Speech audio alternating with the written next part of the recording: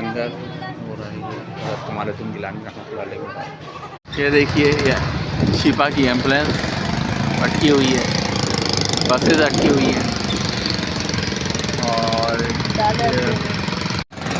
आज ये देखिए कराची में PSL की वजह से तमाम लोग जो हैं वो परेशानी का शिकार हैं। ट्रैफिक इंतहाई जाम, बुरी हालतें। ये देखिए ताहत नज़र तक ट्रैफिक जाम हुई है, एम्बुलेंसेस भी फंसी हुई हैं।